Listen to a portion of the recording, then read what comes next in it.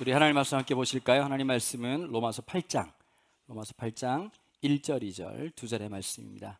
제가 가지고 있는 성경으로는 신약 성경 249페이지 정도에 있습니다. 로마서 8장 1절, 2절, 두 절의 말씀이니까요.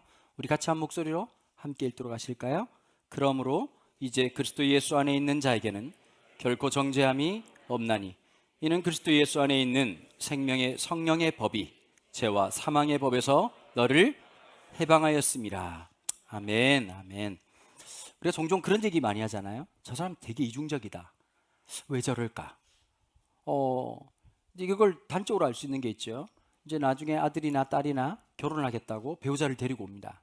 그러면 아마 대부분의 부모님들이나 주변에 있는 분들은 한 번 정도는 이런 말 할 것 같은 거예요. 잘 생각해봐라. 다시 한번 생각해봐라. 왜 이런 말을 할까요? 이유를 설명을 드릴게요. 인간에게 두 얼굴이 있어요. 누구나 이중적이에요. 그러니까 이런 거예요. 참 너무 아름다운 것도 있지만 어떻게 사람이 저럴 수 있나라는 생각이 들 때가 있는 거예요. 결혼하시면서 보셨죠? 살아가는 동안에 아내를 통해서, 남편을 통해서, 자식을 통해서도 똑같은 걸 본다고요. 어떻게 인간이 저럴 수 있지? 그런 모습을 보니까 그런 거예요. 사랑할 때, 연애할 때야 다 천사고 아름답고 너무 기가 막힌 거죠.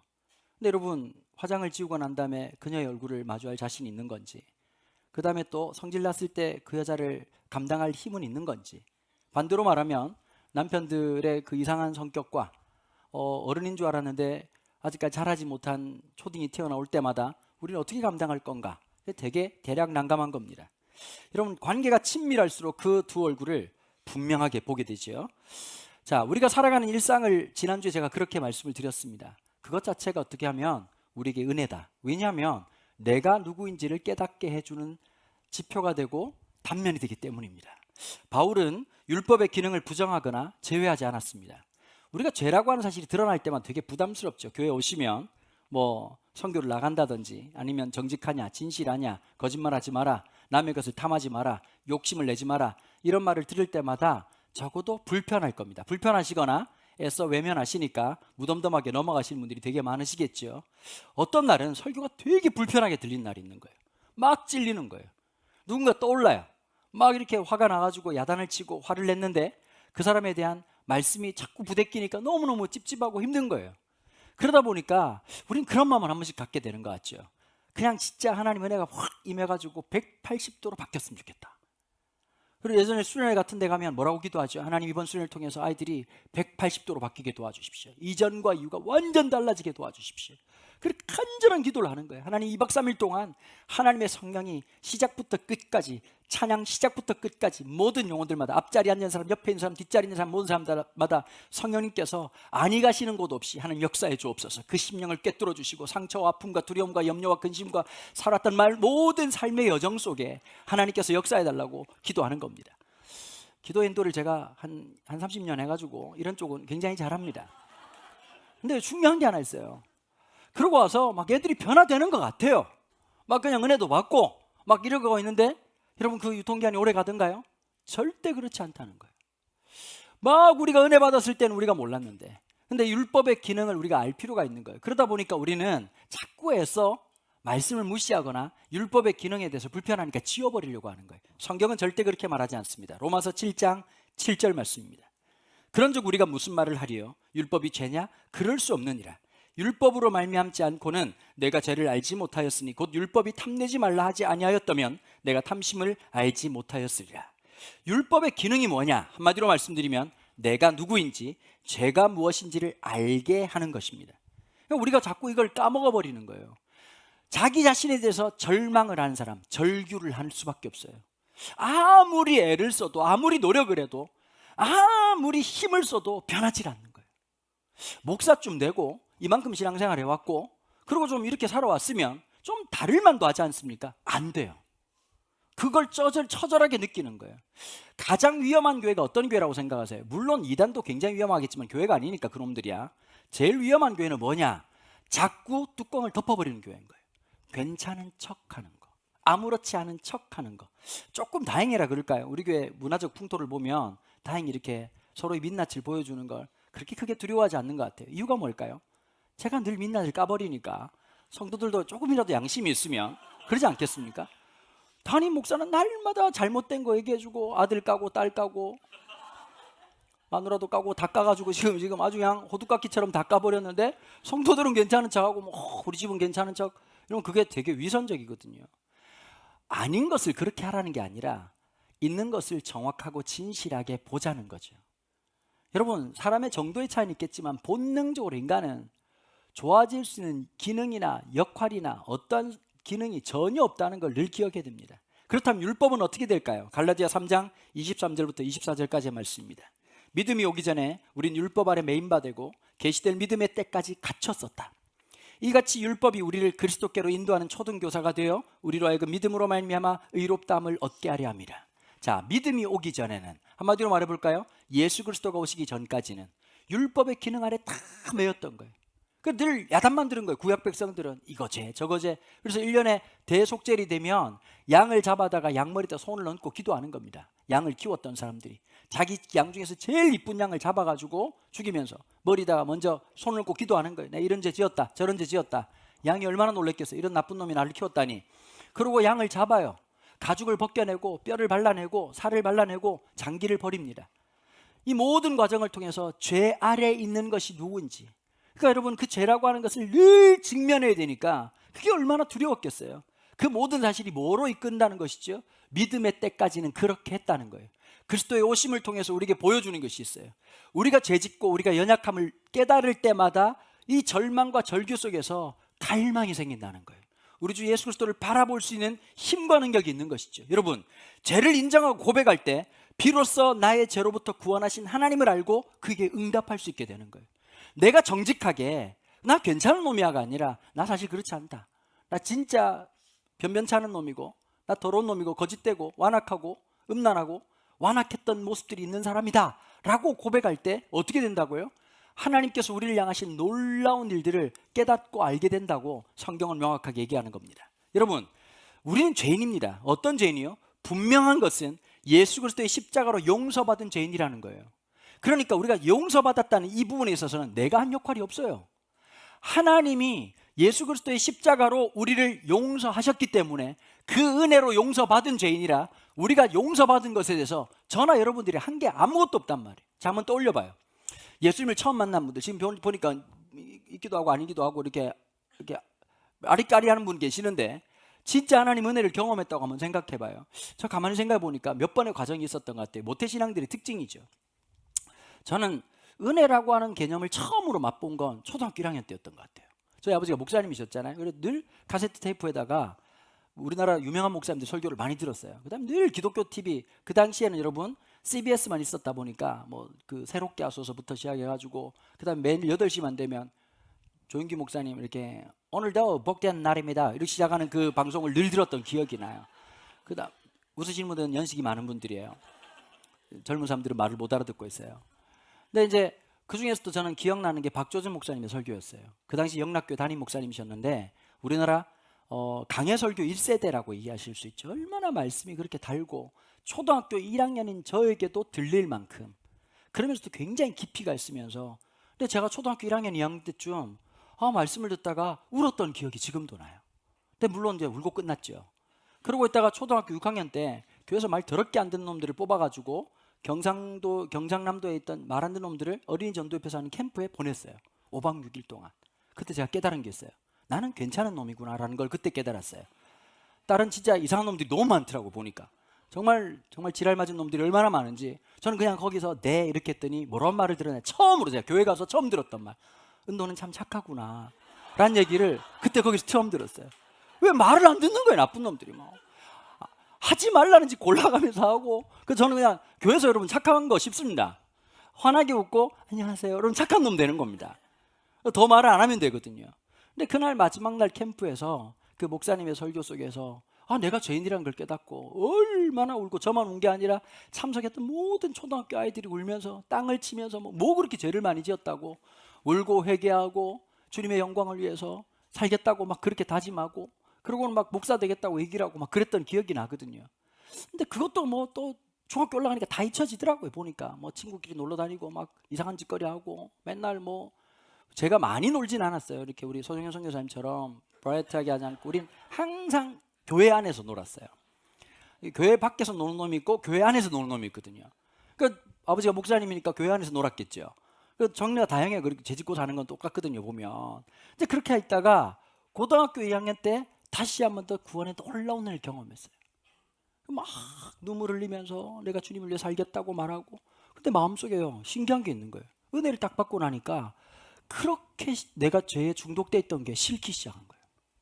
마치 뭐에 끌려가듯이, 안 보이는 쇠사슬에 끌려가듯이 막 질질질 하고 나서도 후회할 짓을 늘 반복하면서 하고, 하지 말아야지, 안 해야 되는데 그게 안 됐었는데 갑자기 하나님의 은혜가 딱 임하니까 쳐다보기도 싫은 거예요. 여러분 그런 분들 계시다고요. 간증하신 분 있잖아요. 제가 골초로 20년 30년 담배를 폈다는 거예요.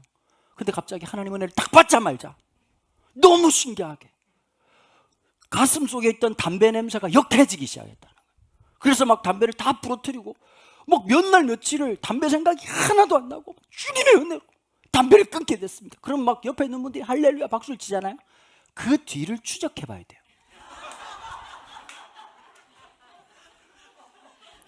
내가 확신하건대 다시 피진 않아도 밑에 내려가가지고, 여러분 식구땡이란 말이 있어요. 식구땡이라고. 그분들 용어인데요. 밥 먹고 난 다음에 담배를 핀다 이런 뜻입니다. 근데 가가지고 이제 못 피니까 어떻게 하냐. 밑에 내려가가지고 담배 핀 놈 옆에서 콧구멍을 벌렁거리면서 간접 흡연을 하지. 간접 흡연을. 왜냐하면 그 습관을 못 버리니까요. 근데 또 이러는 거예요. 안 그런 줄 알고 딱 변화된 줄 아는데 사람들도 와 변화된 걸로 막 집사님 막 요즘 너무 좋아졌어요 이러고 있는데 보니까 또 옛날 습관으로 슬쩍 빠져드는 거예요. 옛날엔 대놓고 담배를 폈거든요. 교회 와도 뭐 당당하게 나 그런 놈이다 그러고 담배를 폈어요. 그런데 이제 은혜 받고 잠시 변했다가 그러면 어떻게 될까요? 숨기는 능력이 빨라진다고. 담배를 뽑아가지고 손으로 터는데 손이 보이질 않는 거예요. 놀라워. 제가 가끔씩 그럴 때가 있거든요. 우리 성도님들 중에 이제 식사하시고 이렇게 식구땡 하시는 분들이 더러더러 계세요. 가다가 그분이 이렇게 하고 있으면 아내 보고 뒤를 돌자. 항상 고객 중심. 그분이 저하고 마주치면 얼마나 당황스럽겠어요. 저보고 목사님도 한 대 하시겠습니까? 이럴 수도 없는 노릇이고. 저 또 선교적 차원에서 저 못하지만 같이 하겠습니다. 이럴 수도 없는 노릇이고. 돌아가는 겁니다. 그런 경험들을 많이 해보셨을 거란 말이에요. 나 절대 이런 거 안 해. 나 그냥 게임을 버렸어. 숱하게 요즘 가요 안 들어. 극단적으로 따지자면 막 TV를 안 볼 거야. 그렇게 하다가 도로 돌아가는 모습을 보고 자꾸 이 마음이 드는 거예요. 나 진짜 이거 구원받은 거 맞나?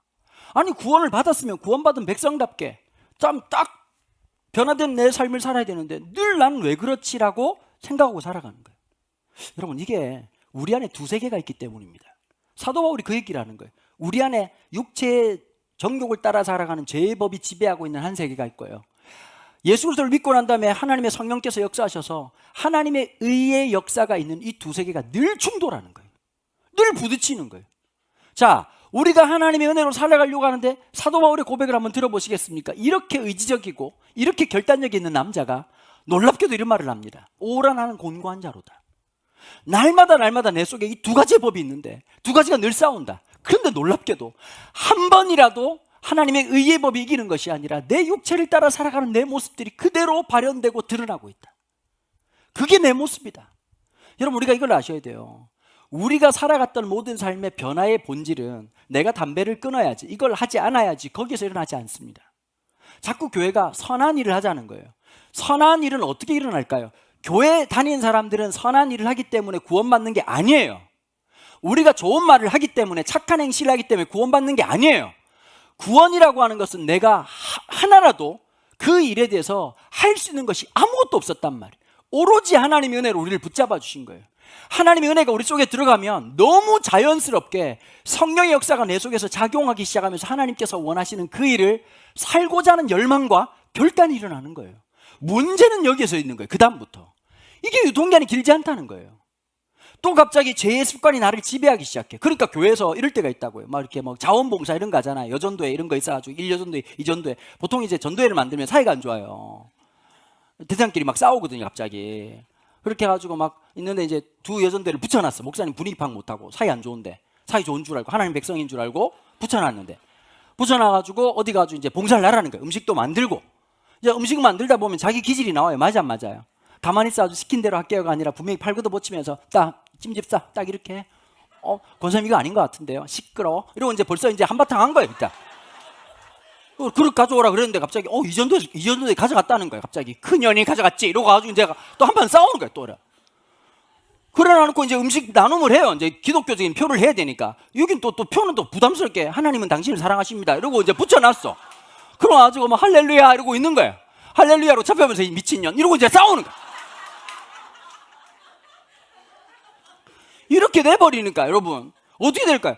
뭘 했는데 교회가 시끄러운 거예요. 왜 그러냐? 자꾸 짝퉁 하나님이 원하시는 선한 일을 흉내내려고 하니까 그런 거예요. 우리의 의지나 우리의 노력이나 우리의 계획이 그 선한 일을 만들지 못해요. 해봤자 아무 소용없어요. 뭐가 있어야 되냐? 하나님의 은혜가 날 지배해야 돼요. 하나님의 성령이 날 지배하면 신기한 게 있어요. 딴 놈이 나를 때려. 그럼 갑자기 눈물이 나. 이쪽 뺨도 있습니다. 하나도 안 억울해. 막 속상하지 않아. 희한하게. 모든 것이 은혜 이런다고. 근데 이거 여러분 유통기한 지나면 어떻게 되죠? 한 대 때리면 네 머리를 뽑아버릴 거야. 사람이 그렇게 돼버리는 거예요. 내 자존심이 상하면 못 견디는 거예요. 여러분 우리가 살아왔던 수많은 교회의 이야기가 똑같지 않던가요? 우리라고 예외일까요? 똑같습니다. 우리의 좌표는 딴 데 없어요. 우리의 이 이중성, 죄의 법으로 살아가는 우리가 들통나고 우리가 뭘 구해야 살지를 알아야 된다. 이게 사도 바울이 말하고 싶은 가장 중요한 메시지인 거예요. 로마서 7장 21절로 25절까지 말씀입니다. 그러므로 내가 한 법을 깨달았노니 곧 선을 행하기를 원하는 나에게 악이 함께 있는 것이로다. 내 속사로움으로는 하나님의 법을 즐거워하되 내 지체 속에서 다른 한 법이 내 마음의 법과 싸워 내 지체 속에 있는 죄의 법으로 나를 사로잡는 것을 보는도다. 오라 나는 곤고한 자로다. 이 사망의 몸에서 누가 나를 건져내랴. 우리 주 예수 그리스도로 말미암아 하나님께 감사하리로다. 그런즉 내 자신이 마음으로는 하나님의 법을 육신으로는 죄의 법을 섬기노라. 오라 나는 곤고한 자로다. 여러분 이 곤고한 자라고 하는 말이요 NIV 성경에 보니까 wretch라고 돼 있어요. 이 wretch란 말이 이렇게 나오는 거예요. 여러분 혹시 다 아시죠? Amazing grace, how sweet a sound. 그 다음 뭐라고 나오죠? That saved a wretch like me. wretch라고 하는 말이 한 신학자가 이렇게 표현했더라고요. 2차 세계대전 때 수많은 사람들이 죽었어요. 너무 처참하게 시신들이 나뒹굴고 있는 거예요. 그걸 wretch라고 얘기한다는 거예요. 우리가 그런 속사람으로 그런 완악하고 거짓된 죄인이라는 사실을 깨닫는 거예요. 여러분 은혜 떠나면 저라고 예외일까요? 여러분들도 예외일까요? 지금까지는 조절을 잘했어요. 제 분노는 주로 내수형이었거든요. 가정용, 내수용. 말을 좀 빨리 알아들었으면 좋겠어요. 여기서는 그래도 나름대로 열심히 조절해가지고 성질이 나지만 그랬구나 그랬더니 위장이 무너져 버린 거예요. 점점 스트레스를 받아가지고 요즘 살이 4kg 빠졌어요. 여러분 장염 걸리세요. 추천드릴게요. 지금 좀 걸려야 될 분들 많아요. 지금 나눠드리고 싶네요. 그냥 가만히 있으면 4kg 빠져요. 장염 추천드립니다. 마음이 힘든 거예요. 왜냐? 그렇지 않은 나를 살아가려고 하니까. 그렇지 않은 나를 담임 목사라는 이름으로 이러고 있으니까 어떨까요? 속이 뭉그러지는 거예요. 불협화음이 생기기 시작하는 거예요. 집에서야 내수용으로 화도 내지요. 짜증도 내지요. 아내한테 짜증을 내고 애들한테도 짜증을 내고 짜증을 내지요. 특별히 누구한테 더 그럴까요? 엄마 아빠한테 더 그러는 것 같아요. 우리 어머니는 했던 말을 똑같이 반복하시거든요. 이번 주에 또 율무를 먹으라고 얘기하시더라고요. 엄지의 제왕을 보셨는 것 같아요. 율무를 먹으면 몸에 있는 염증이 없어진다는 거예요.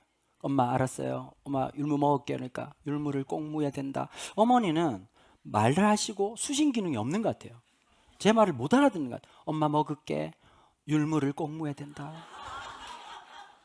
어제도 10번 얘기하셨어요. 엄마 율무 먹을게요. 늘 보시거든요. 엄마 사랑해요.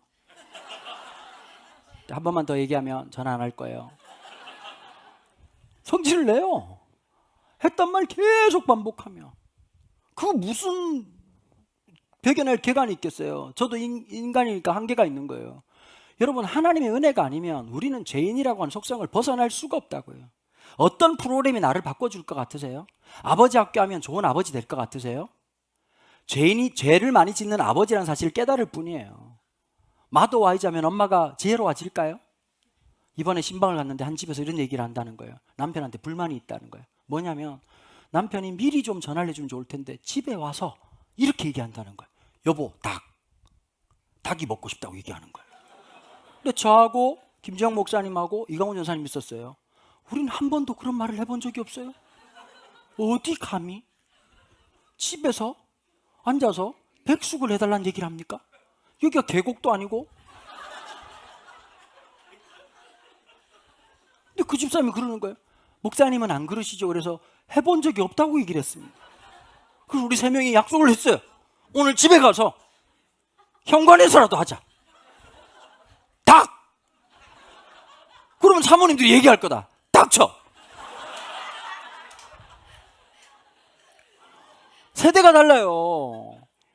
세대가 달라요. 근데 그런 거예요.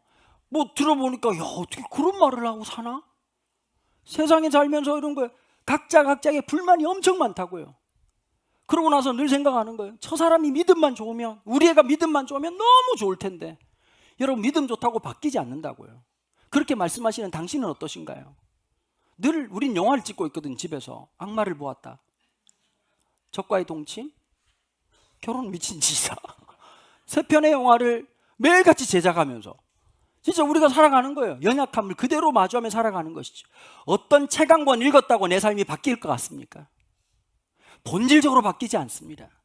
어떤 은혜의 순간이 다시 돌아올 수만 있다면 결국 내 삶의 변화라고 하는 것은 나의 결단이 아닌 하나님의 은혜가 이루어낸 결과물인 것이죠. 그 은혜가 우리를 붙잡아 주시고 역사하시니까 말입니다. 오라 나는 곤고한 자로다. 이게 저와 여러분들의 정직하고 진실한 자기 고백입니다. 누가 사망의 몸에서 나를 건져내랴. 근데 25절에 말했던 것처럼 우리 주 예수 그리스도로 말미암아 하나님께 감사한다. 우리 속에서 주신 놀라운 하나님의 역사가 있기 때문입니다. 주님의 사랑을 깨닫고 사는 것이 주님이 원하시는 삶의 가장 본질적인 겁니다. 여러분, 잊지 마십시오. 우리가 아무리 죄를 많이 지어도, 우리가 아무리 연약해도 항상 늘 변함없이 하나님의 은혜가 훨씬 크다는 사실을 기억하셔야 됩니다. 우리가 부족함에도 불구하고 우리가 그리스도의 은혜와 사랑 안에 있으면 성령께서 우리를 죄로부터 점점 더 자유케 해주시는 거예요. 하나님의 은혜에 붙들려야 돼요. 훈련이 아니에요. 기독교의 훈련은 더 주님께 가까이인 거예요. 하나님의 은혜를 갈구하는 거예요. 그 속에서 우리 속에 성령님이 역사하셔서 죄에 대해서 자유케 되는 거예요. 여러분, 묶여있던 우리, 그러니까 죄라고 하는 게 선택의 영역이 아니에요. 우리는 이미 중독돼 있어요. 뭐든지 삶의 모든 영역에 중독이 있어요. 죄 짓고 불안한 것도 중독이야. 맞아요, 안 맞아요? 살아가면서 염려하는 것도 늘 중독. 염려하는 사람이 늘 염려한다고. 습관된 거예요. 염려해서 이렇게 말한다고요. 상담할 때 저도 염려 안 하고 싶다는 거예요. 염려 안 하고 싶은데 염려가 됐다는 말은 뭐죠? 염려의 노예가 됐다는 뜻이거든요. 불안의 노예가 돼서 하는 거예요. 근심의 노예가 돼서 하는 거예요. 늘 마음속에 열등감, 좌절, 비교의식, 마음속에 분노, 모든 것들에 그 포로가 돼 살아가는 우리가 하나님의 성령이 우리 속에서 역사하시기 시작할 때 뭐가 된다고요? 자유케 되기 시작한다고 성경은 명확하고 선명하게 우리에게 말씀해 주시는 겁니다. 예수를 믿는다는 것은 어떤 선한 행위를 하는 것이 아니라 모든 것에 예수님을 의존하기로 결단하는 게, 그게 예수 믿는 삶입니다. 나한테는 소망 없다는 걸 알고 주님을 의지하고 살아가는 그 힘과 능력으로 주님께 의지하고 나아가는 것. 사랑하는 여러분, 주님은 우리를 통해서 일하기를 원하세요. 그리고 우리를 통해서 열매 맺기를 원하시는 건 분명해요. 근데 그 다음 말이 중요해요. 그러나 주님은 결코 강요하지 않으세요. 만약에 제가 예를 드는 거예요. 실제가 아니라 제가 이제 우리 집에 개를 한 마리 키운다고 쳐요. 키울 마음 없어요. 근데 이제 개집을 좀 하나 지어야 되는 거예요. 근데 이제 보통 이제 개는 밖에 살아야 되는데 저는 이제 주장을 하는 거죠. 개는 원래 바깥 동물이다. 집에 들어오면 안 된다. 그래서 이제 마당에다가 이제 개집을 만들기로 한 거예요. 이제 살려고 보니까 너무 비싸더라고요. 그래가지고 이제 인터넷 뒤져보니까 DIY로 하면 5분의 1 가격에 이제 할 수 있는 거예요. 남자들 로망이 있거든요. 제가 되게 꽝손입니다. 제가 형광등 가는 것까지 할 줄 알고 그다음부터는 되는 게 아무것도 없는 놈이에요. 근데 남자들 로망이 하나 있거든요. 어떤 게 있냐? 목수 아저씨들, 요즘 젊은 목수들이 있거든요. 젊은 목수들이 입는 옷 아시죠? 이렇게 통으로 입는 옷. 그 아시죠? 그거 사고 싶어요. 장바구니에 있어요. 지금 장바구니인데 그다음에 이제 벨트도 사야 돼요. 벨트 아시죠? 챔피언 벨트 같은 거 이렇게 드라이브 밑바 이렇게 딱 꼭 이게 왜냐면 이게 간지가 중요하거든요. 그다음 뭘 사야 되냐니까 보시를 사야 돼요. 이거 사야 되거든. 사고 싶어요. 사고 싶어요. 이게 왜냐면 막 아내가 뭐 못할 때 이렇게 비켜봐 이러면서 이거 하고 싶거든요.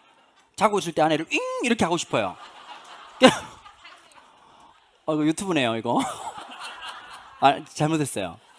그렇게 하면 안 돼요. 근데 이제 산 거예요. 보니까 결론은 어떠냐니까 계집 사는 것보다 돈이 훨씬 많이 들어. 옷을 입었어. 이건 찼어. 그리고 드디어 이제 막 너무 이제 이 엄청난 각오로 마치 뭐 어디 뭐 핵폭탄 만들듯이 뭐 도면 보면서 가만히 있어 보자 딱 이러면서 이제 판때기 막 맞추고 있는 거예요. 근데 갑자기 볼 때마다 뭐가 잘 안 맞아 이게. 이케아 사보신 분들 아실 거예요 아마.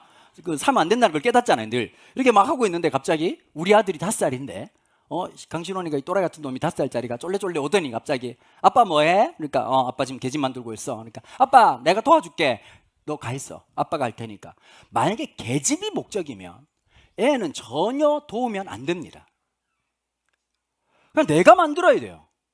근데 만약에 계집이 목적이 아니고 우리 아들놈하고 추억 만들겠다 그러면 어떻게 될까요? 진짜 계집 되는 겁니다. 걔가 깜짝 놀랄 만큼 계집이 되는 거예요. 여러분 아이를 첫 번째 심부름 시킨 날 기억나십니까?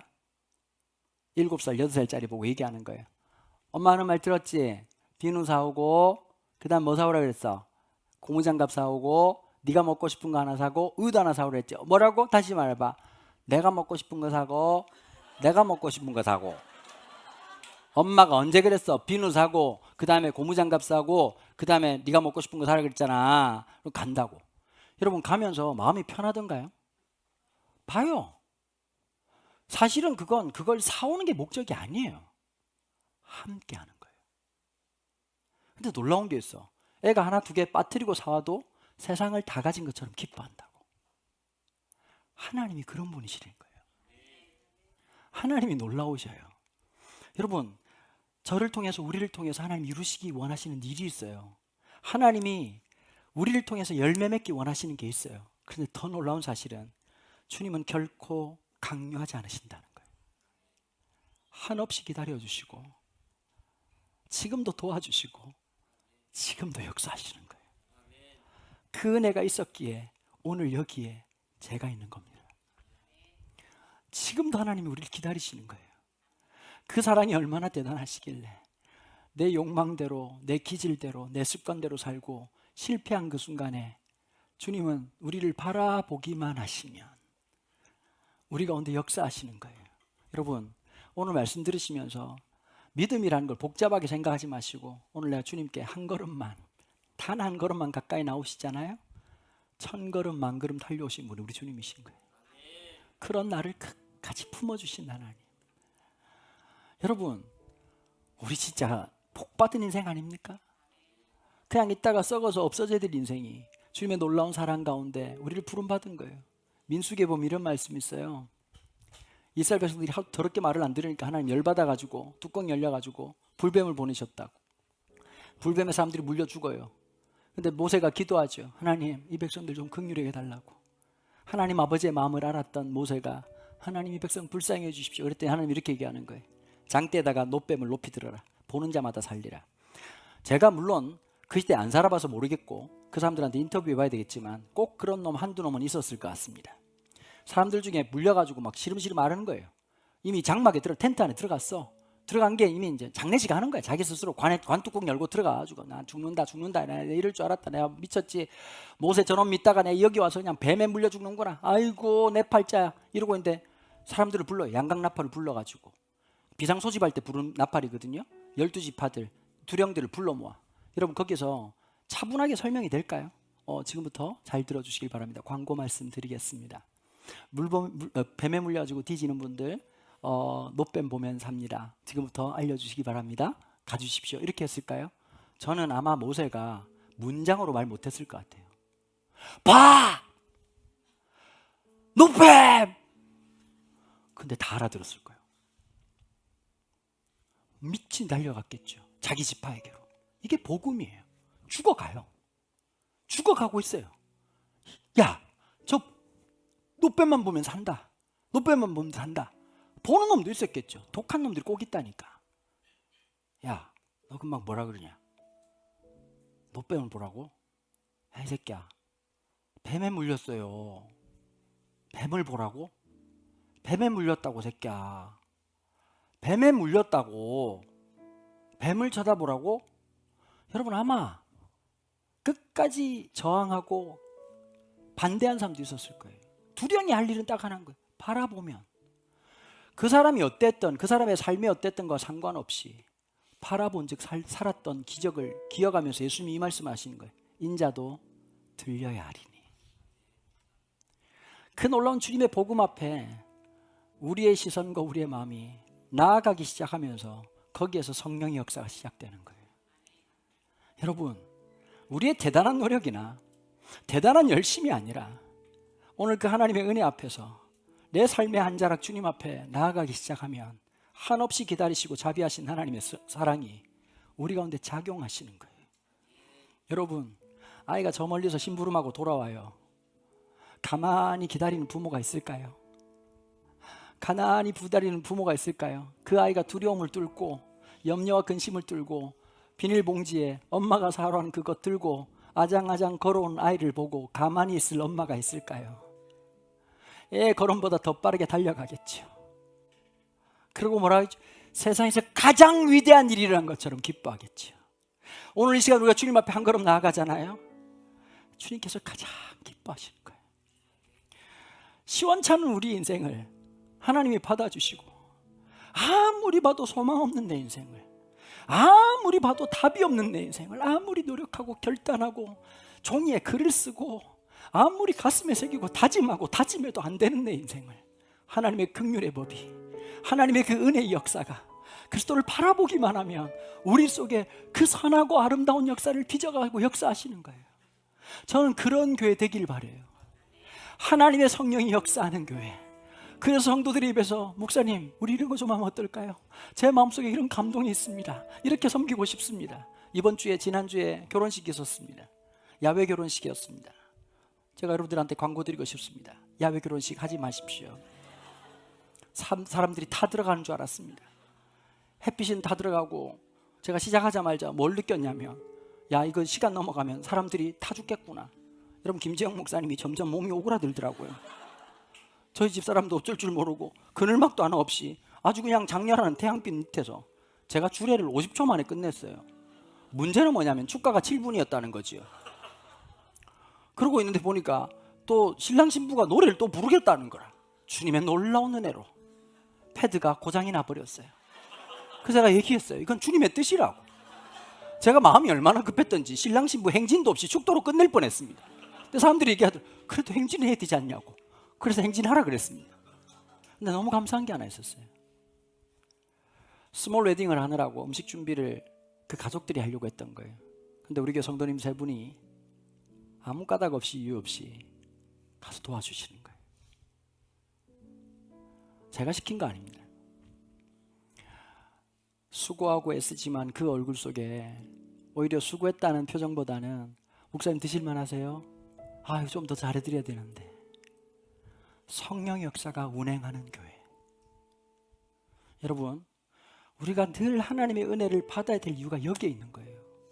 저도 여러분들도 하나님의 하늘 시민권자로서, 하나님 자녀로서 그 영광스러운 명예를 지켜가 살 수 있는 방법은 우리의 자의식이 아니에요. 하나님의 은혜예요. 하나님의 놀라운 은혜가 우리를 붙잡아 주셔야 되는 거예요. 로마서 8장 1절 2절 이렇게 말합니다. 그러므로 이제 그리스도 예수 안에 있는 자에게는 결코 정죄함이 없나니 이는 그리스도 예수 안에 있는 생명의 성령의 법이 죄와 사망의 법에서 우리를 해방하였습니다. 아멘. 로마서 8장 35절 39절입니다. 누가 우리를 그리스도의 사랑에서 끊으리요? 환난이나 곤고나 박해나 기근이나 적신이나 위험이나 칼이랴. 기록된 바 우리가 종일 주를 위하여 죽임을 당하게 되며 도살을 당할 양같이 여김을 받았나이다 함과 같으니라. 그러나 이 모든 일에 우리를 사랑하신 이로 말미암아 우리가 넉넉히 이기느니라. 내가 확신하노니 사망이나 생명이나 천사들이나 권세자들이나 현재일이나 장래일이나 능력이나 높음이나 깊음이나 다른 어떤 피조물이라도 우리를 우리 주 예수 그리스도 안에서 있는 하나님의 사랑에서 끊을 수 없으리라. 아멘. 우리가 그런 하늘 백성이 되셨습니다. 그 놀라운 은혜 앞으로 오늘도 나아가고 주님 앞에 나아가는 놀라운 주의 백성 되기를 주님의 이름으로 축원합니다.